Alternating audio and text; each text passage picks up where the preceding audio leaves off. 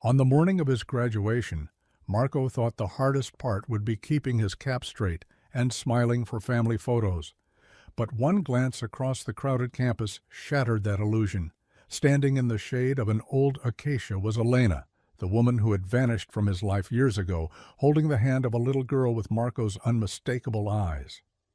In an instant, the celebration turned into a reckoning. Who was this child? Why had Elena returned now? And what buried truth was about to be dragged into the light? The morning I graduated, the city looked like it had been polished overnight.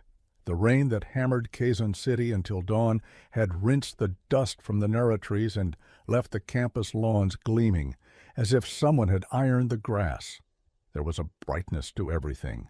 The blue of the banners, the click of heels on wet cement, the laughter ricocheting under eaves, that made the whole day feel like we'd stepped onto a stage that finally matched the size of our ambitions. Photographers were being swallowed by gowns, parents were fighting back tears they swore they'd hide. Bouquets were thrust into hands already crowded with mortar boards and diploma folders. I kept catching myself looking up, almost embarrassed by how weightless the sky felt. And then I saw her. She stood near the far edge of the quadrangle, half shaded by the acacia whose ground roots had been tripping freshmen for decades. She wore a yellow dress with a hem that slipped around her calves like sun. Her hair was gathered in a low twist, the way I remembered from years ago, and she held the hand of a little girl who stared at a puddle with the seriousness of a scientist. For a heartbeat, the clamor of the day dimmed. Something in my chest stepped into a colder room. "Elena," I said before I knew I had moved. She heard my voice and lifted her head slowly, as if she were bracing for the weight of something heavy and inevitable. The years had traced quiet lines at the corners of her eyes, but the softness there, the patience, the uncomplaining light, was unchanged. She pressed her lips together, then smiled, as if the smile was made of glass. "Marco," she said, "congratulations." I didn't realize my gown had caught the heel of my shoe until I almost stumbled. Behind me, my mother called my name, and my father's laughter carried across the crowd, the sound of a man trying on pride like an old ring that still fit. I glanced back and waved without turning my eyes away from Elena. The little girl raised her face toward me then, and I forgot how to breathe. She had my eyes, not the color.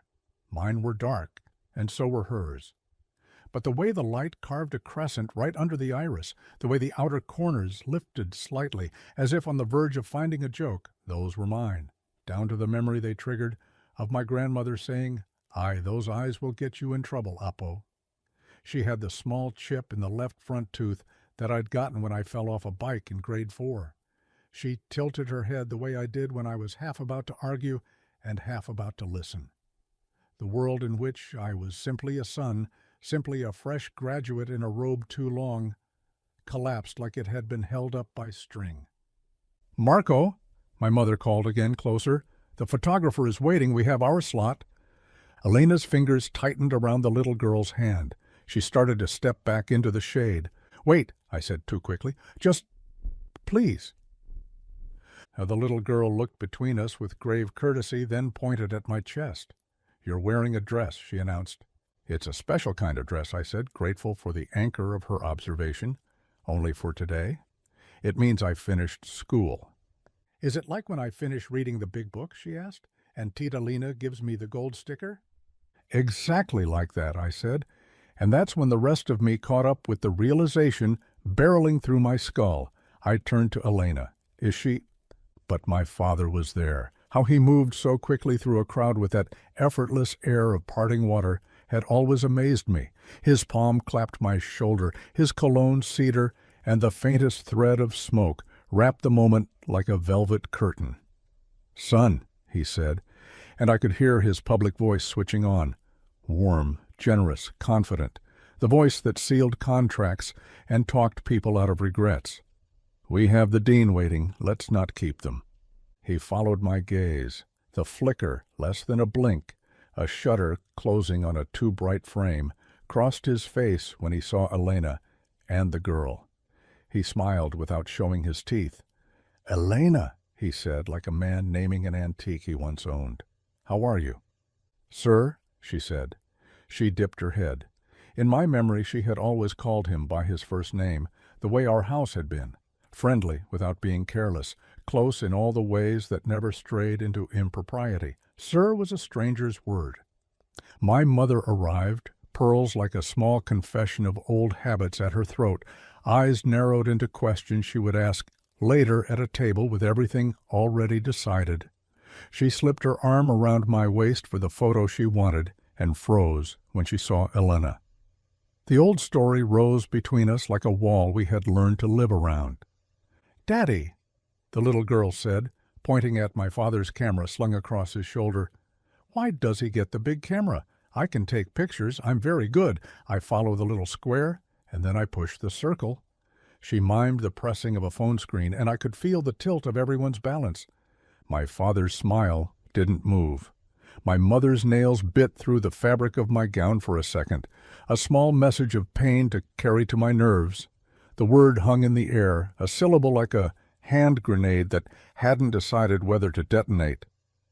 Elena crouched and gently touched the girl's hair. "Maya," she said softly, and the name hit me with that cold air again. The at the end sounded exactly like my grandmother used to say my own name when she wanted me to stop and listen.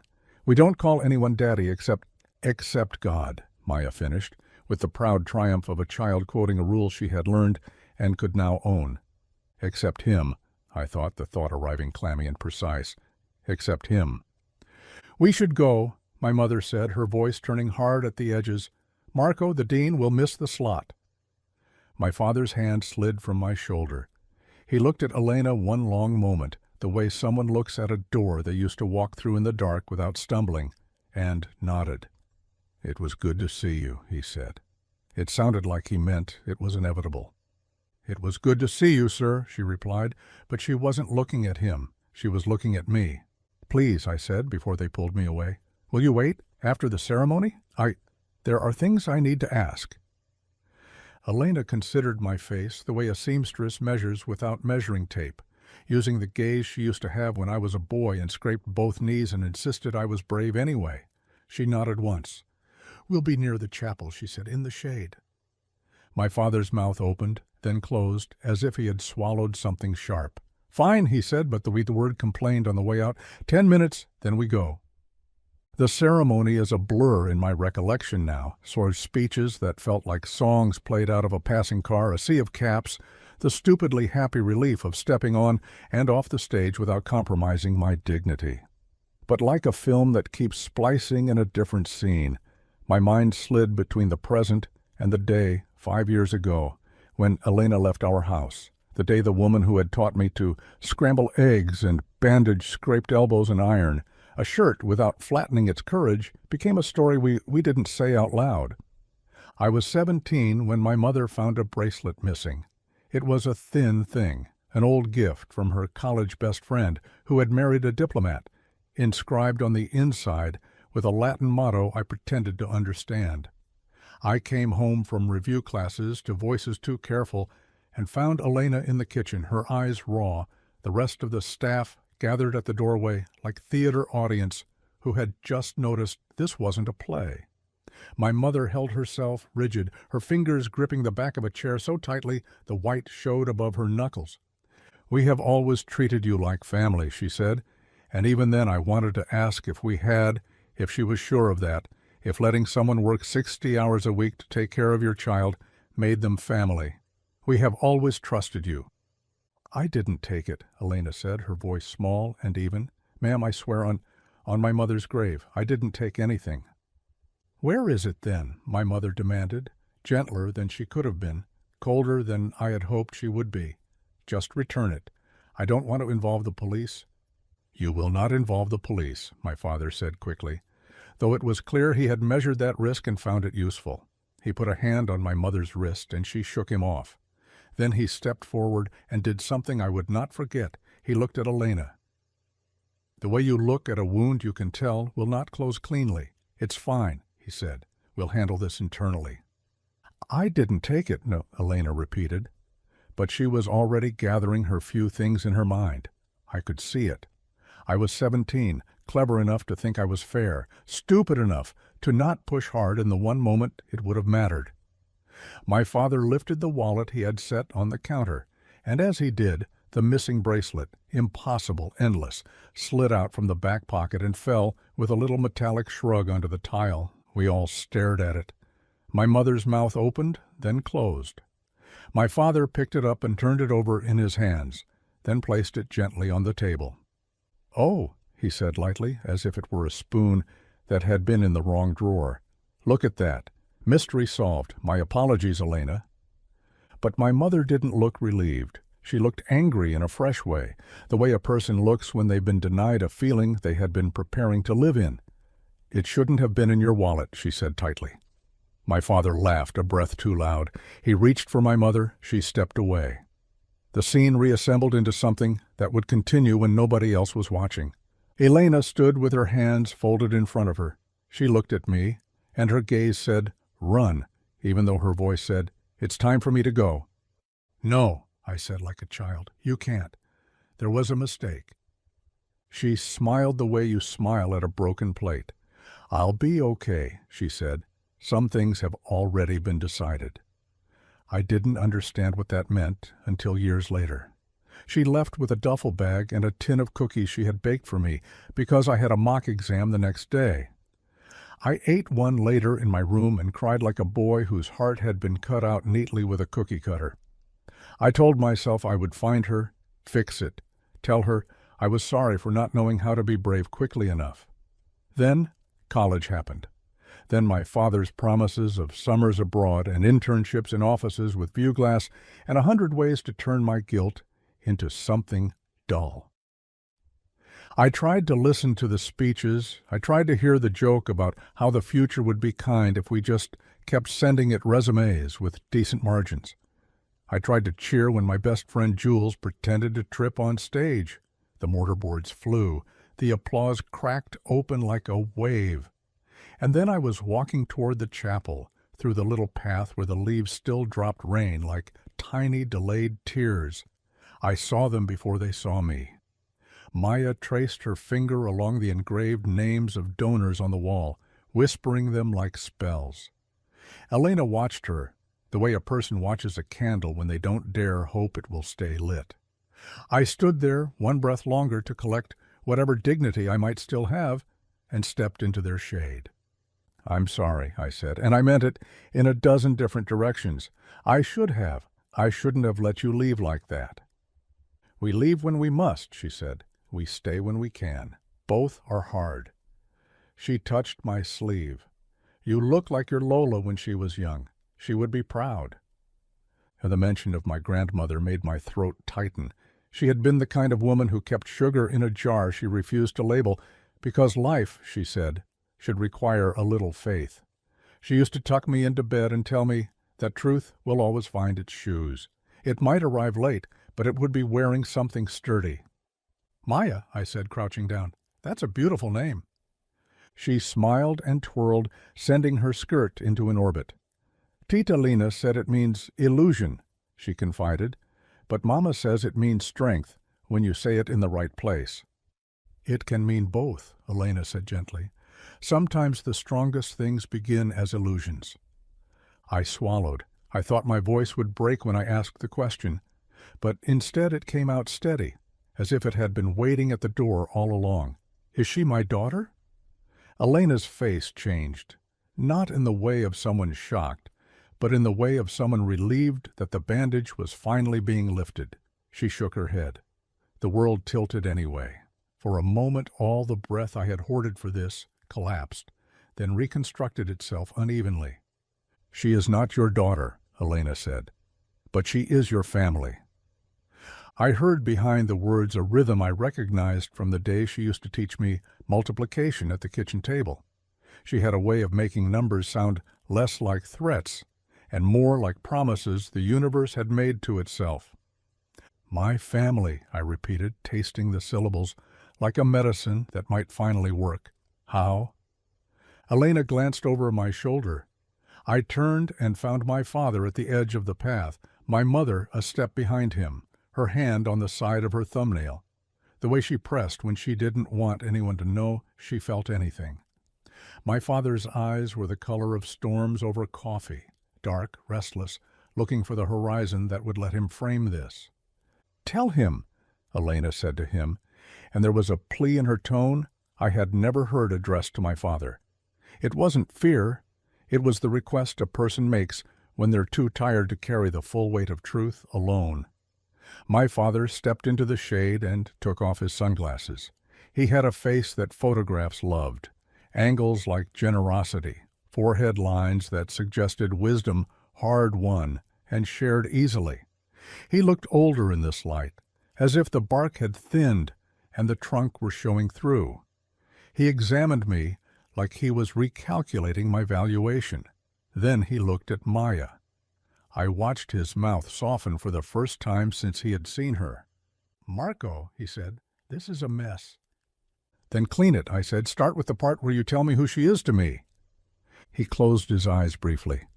When he opened them, he had the expression of a man approaching a confessional where the wooden lattice offers anonymity, but the priest knows your shoe size. "She is your sister," he said, like a stone dropping into a well and waiting for the sound to return. My mother's breath hitched, a small, torn note. The world narrowed, then widened in a way that made me feel as if my feet and the ground had struck a private agreement to not abandon each other. "She is your sister," he repeated, because that was the only clear sentence available. "My daughter." Maya looked between us, puzzled by the gravity that had landed on the conversation. She tugged on Elena's dress. "Mama, can I have ice cream after this? The kind with a sign that says it has a halo." "Later," Elena murmured, unable to find her breath. "I didn't hit my father. I didn't know if I ever could. But I did step forward until there was only the smell of his cologne and the slight rustle of a man's control being rearranged, and said, 'Why?' There are 100 ways to ask that question. I meant them all. Why her? Why then? Why the bracelet? Why the firing? Why the mercy that could have been given but wasn't? Why the secret that kept aging in the family like mold behind a pretty wall? Why bring her to my graduation to watch my life be laminated when hers had been left so exposed? I was lonely," he said, and I almost laughed at the poverty of the word. He looked at Elena, caught there was no room for pity in her silence, and corrected himself. I was weak, arrogant. I thought I could. He gestured vaguely, like a man whose favorite magic trick had finally been explained to him and it had ruined the whole show. "It was a kindness when it began. She was very, very good to you when you were small. I thought I was being good to her. I wasn't." My mother stood very straight. "You lied to me," she said calmly, as if the statement were the smallest honesty available. "We lied to him." She nodded at me.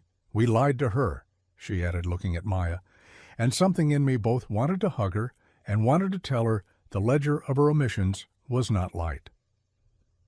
There had been nights in our house where I had heard a sob smothered into a towel, but in the morning the towel was simply another neutral object in a room where light hit everything flatter than it should. "I asked him not to tell you," Elena said quietly, and I turned to her, startled. "When I found out I was pregnant, I didn't want—" Her voice broke like a twig. "I didn't want to ruin your life."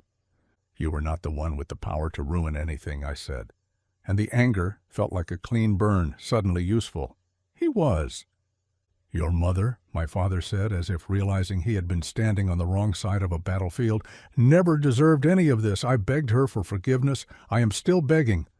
What I did to Elena, how I let her be accused, dismissed, how I let her leave with the weight of our mistake, I can't fix, but I can." "Start by being a father," I said, "to both of us." Maya had wandered to the edge of the path and was trying to coax a stubborn snail onto a leaf. Elena moved to stop her, then hesitated when she saw that Maya was careful and that the world did not always break under small hands. The chapel bell chimed. Students passed, their laughter a curtain that made our little stage invisible for a few seconds. "How old is she?" I asked softly. 6, Elena said. 7 in November. Does she know? I asked. Elena's jaw clenched. She knows that her father is a kind of absence, she said. She knows there is love, and there is the shape of love that is missing. She doesn't know it is a person. I could not say that the absence was someone's decision, not while she still believes that people mean their words when they say forever. My father rubbed his eyes as if the light hurt. If we are doing this, he said, then let us do it correctly. I will recognize her. We will do the tests, legal steps. You will not buy her, I said. He flinched. I will not buy her, he repeated, like I had handed him a sentence to practice until it fit. I will be responsible. My mother looked at Elena, and to my surprise, the first unbarbed tenderness of the day appeared in her face. She stepped closer and reached out, then stopped, the hesitation of someone finally aware that the permission to touch is a gift. I am sorry, she said. It was not enough. It was the beginning. I should have. You were hurting too, Elena said, and a small miracle put mercy in her mouth when she could have filled it with other things. We all made choices. I made choices, my father said. You lived with them. Maya returned, triumphant, with the snail now sitting on the leaf like a king in his mild carriage. Look, she said to me, he trusts me. That is the beginning of everything, I said, and realized that my voice had become gentler without my permission. We found a bench. We became that awkward cluster of people planning a future in real time in public, with mosquitoes making a case for their continued employment. Elena sat with her hands folded. My mother fixed the bow in Maya's hair with automatic tenderness. My father stared at the ground like a man rehearsing apologies in a language he did not yet dream in. I asked Elena where she was living, where Maya went to school, what she needed right now today, while the law took its slow breakfast. In a room behind my sister's salon, she said. It's a good salon. I help when Maya is in school. The owners are kind. But the rent is... She shrugged. There it was again. The graceful refusal to show desperation.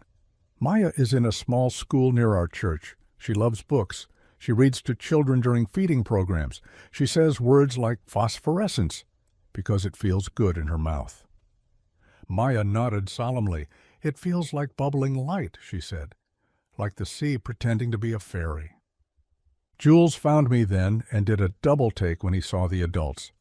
Hey, man, he said, sensing the wrongness and adjusting as if he were stepping from asphalt to sand. The gang's going for ramen. You coming? Later, I said. Something came up. He glanced at Elena. I realized he remembered her from the years she'd scolded us into washing our hands more thoroughly than army surgeons. He came closer, said hello, and bowed to Maya like a knight greeting a princess. She bowed back, delighted. He squeezed my shoulder, asked me with his eyes if I was okay, got an answer from my face that said no and yes at once, and vanished. We'll take this one step at a time, my father said. I have a friend, a good lawyer, moral, careful. We'll do a DNA test, make it formal. I'll make arrangements for Maya's schooling, proper arrangements, their living arrangements. We can ask what they want, I interrupted. What she wants, I added, looking at Elena. What would help, not what would tidy the corner of our conscience. She met my gaze and held it as if she were assessing how much I had grown into the man I thought I might become. Stability, she said at last. Not just now, not just a splash for the reporters who would love this story. A quiet stability, a lease in my name, a school that will not treat her like a story, She swallowed. A father who does not arrive only with holidays, a father who can be present without destroying the rest of his life in a spectacle. My father nodded, trying on humility. Like a shirt he was not sure suited him. I can do quiet, he said. We can do quiet. My mother's eyes flashed. We can, she said. We will. But we will also tell the truth. She looked at me. You asked me once why we could not be more simple, she said, as if unlatching a drawer in a room we had kept locked. Why everything we said came with packaging. I am tired of packaging. The afternoon unrolled with the strange ease that sometimes follows an explosion. Photos were taken and deleted, Numbers were exchanged. An appointment for a test was made. We walked to the parking lot like a group of relatives after a funeral whose grief has not made them hate each other. My father stood by the car and stared at the keys in his hand as if thinking of newer ways not to drop them. Maya tugged at my sleeve. "Are you my brother?" she asked, testing the sound of it like a song lyric she wants to braid into her routine. "Yes," I said, the word fitting into my mouth like it had been waiting on the tongue. "I'm your kuya." She grinned. "Then you have to hear my poem." She cleared her throat and recited a verse about fish with dreams and clouds that held their breath when mountains told stories. It did not rhyme. It didn't need to. Elena listened with wet eyes, and I felt something in the architecture of my heart rearrange the furniture. That night, the house I grew up in felt like a museum whose labels had been switched. I looked at the dining table and thought of the meals we had eaten over secrets, the prayers we had said with hands joined while our elbows were busy building walls. My mother sat alone in the living room, staring at a documentary about migratory birds with the sound off. "He will not sleep," she said without looking at me. "He will pretend to work. He will drink whiskey and call it thought." "And you?" I asked, sitting beside her. "I will decide which kind of woman I want to be," she said. "The one who pays for her husband's kindness with silence, or the one who asks him to be courageous now, when it is expensive." She turned to me and took my hand. "I should have asked you to be courageous sooner," she said, "in small ways so that this," she gestured at the day, "would not feel so big." "You were surviving," I said, and used Elena's mercy like a borrowed tool. We all were. The DNA test was done in a clinic that smelled like linen and lemon, with a nurse who had an accent from a region I could not place, and a smile that suggested she was good at keeping secrets because she didn't think they were currency. Maya was brave because Elena was brave, because courage is one of those things that knows how to hold hands across generations. The results arrived with the cool finality of math. 99.9% probability that we shared a father. No surprises. Only a document for the bureaucracy of moving forward to attach itself to. The lawyer, whose name was Ben, and whose face was shaped like loyalty, drew up papers that were respectful rather than performative. There were meetings where my father tried to give more money than Elena wanted to accept, and afternoons where my mother and Elena drank coffee together, not like friends, and not yet like allies, but like women who had done hard things and were practicing the habit of not hiding. I stood at a doorway once and saw them laugh, small and genuine, over a memory of me insisting at age 5 that eggs could be scrambled only if we apologized to them first. It felt like someone had cracked a window in a room that had grown stuffy. I told Jules finally, on a walk around the oval after dark, when the campus felt like an unmade bed. He listened, kicked a fallen mango, and said, "Well, families are weird." I laughed, then cried, then laughed again, because nothing in my life had trained me for grief and joy, arriving on the same bus. News never broke. There was no press conference. My father told the board of his company privately that he needed to step back for a month. The board looked at the numbers and nodded, because money has a way of forgiving people as long as it keeps multiplying. He and my mother took counseling. I could tell because they started saying sentences that did not sound like them, but sounded like actors practicing truth. "I feel," my mother would begin, then pause as if tasting for poison. "When you—" my father would start, and then, instead of finishing with blame, finish with invitation. It was awkward. It was wonderful. Maya started coming to the house on Thursdays. We called it pasta night, because Elena's schedule at the salon made weekday evenings more possible. I learned that Maya ate spaghetti one noodle at a time like it was a negotiation, and that she liked books with foxes in them because foxes were wise enough to keep a secret, but generous enough to share it when it would save someone. I learned that she would climb onto the piano bench and play 3 notes in different orders until one jumped out like a friend. I learned that being someone's kuya was a job and a grace and a daily practice of showing up without knowing how the story would end. My father would sit at the table and ask her about school. At first he asked the way businessmen ask, already organizing her answers into lists. Then he learned to ask the way fathers ask when they are curious not about outcomes but about the texture of their child's day. He learned to be embarrassed on purpose, to be silly in the service of trust, to admit he did not know the names of the flowers she brought in from the garden.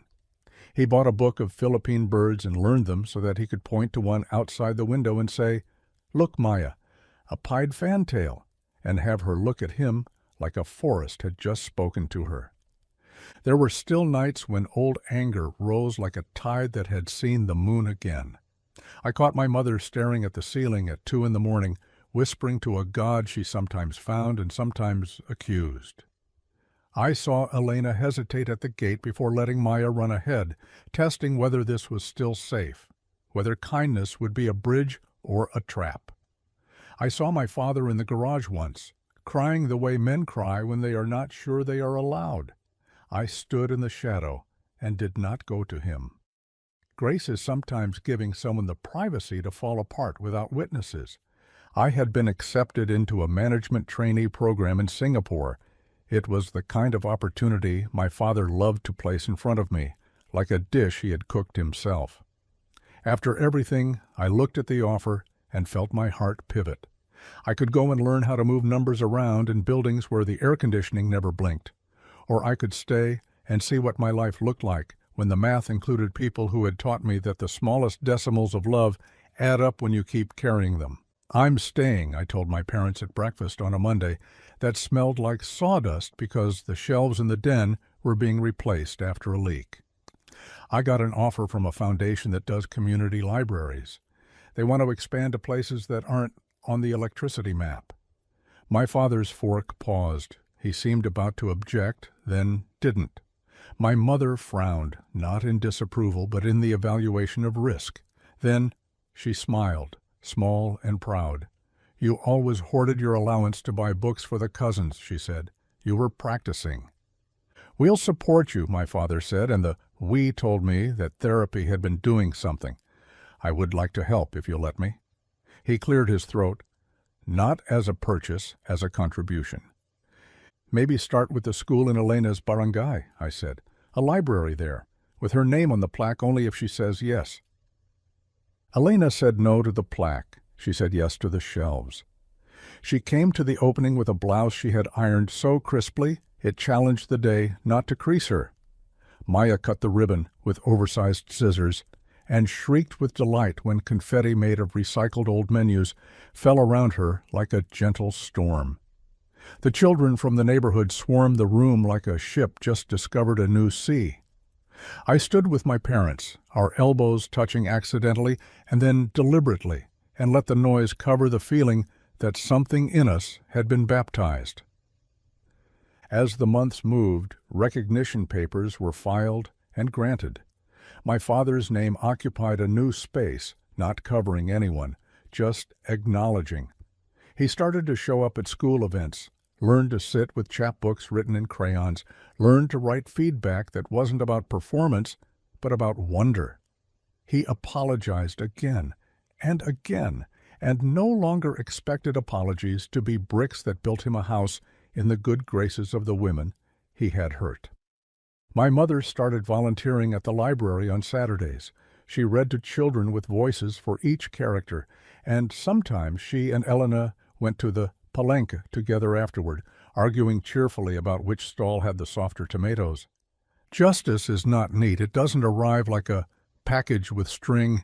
It arrives like rain in June, slantwise, with a little wind, and you run, or you dance, or you stand very still and let it find all the parts of you that had been thirsting in private.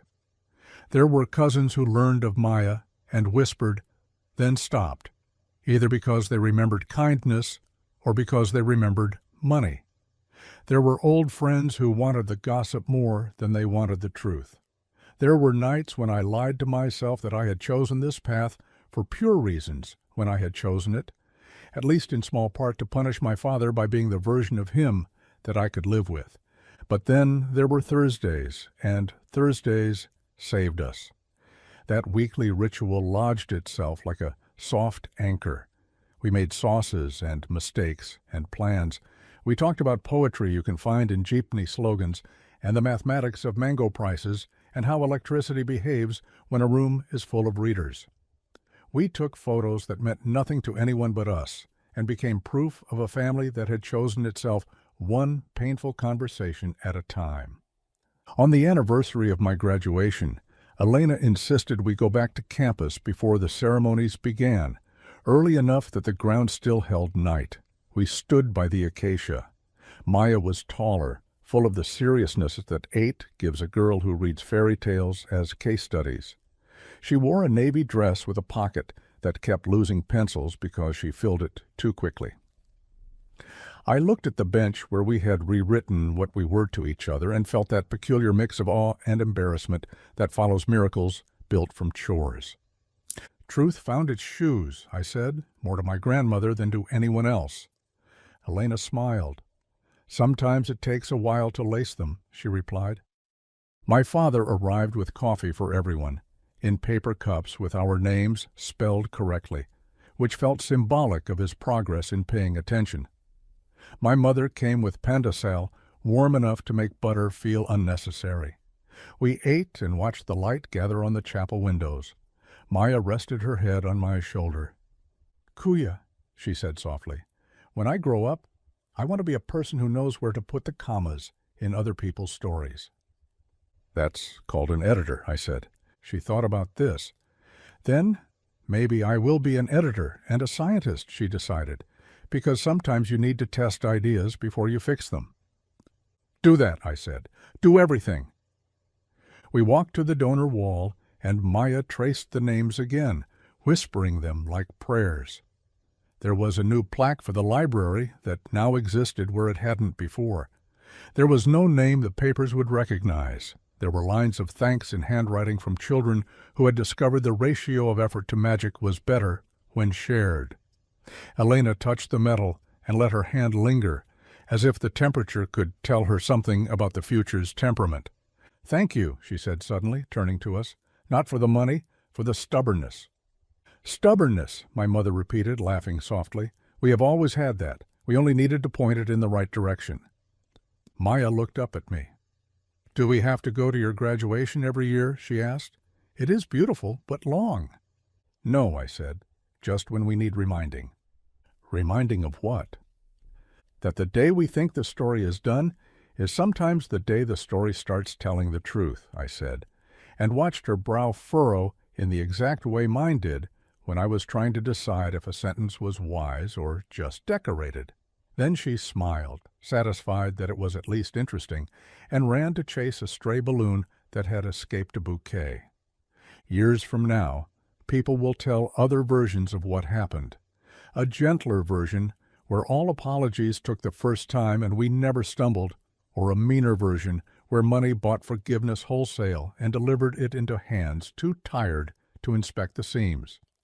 My version is simple.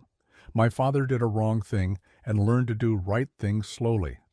My mother found the courage that grief had tried to hide. The woman who had once held my small hands taught us all again how to hold them. A child showed us what it means to love without ledger. And me. I learned to look at a crowd of faces and to keep walking until I found the one that looked like mine, not because it shared my features, but because it shared the way the light made room around it. On a Thursday not long after that anniversary, pasta night turned into pancit night, because Maya insisted that noodles should be long like wishes. We slurped and laughed and told the history of every scar on every hand. My father spilled sauce on his shirt and did not swear. My mother burned her tongue and laughed anyway. Elena got flour on her eyebrow and pretended she had been crowned by a very small queen. Maya declared herself the final authority on who got the last lumpia and tried to bribe the adults with slices of mango. We went to the living room where the piano had been tuned at last. Maya played her 3 notes, then a 4th. The new one fit somehow like a door opening. She looked at me, eyes bright in the way mine had been in that first stunned moment under the acacia, and said, "Kuya, listen. It sounds like coming home." It did. It sounded exactly like that. It sounded like a truth that had finally learned how to run. It sounded like a family where a girl with my eyes had found the right word for us and written it down carefully with a comma where it belonged so that the next sentence could breathe.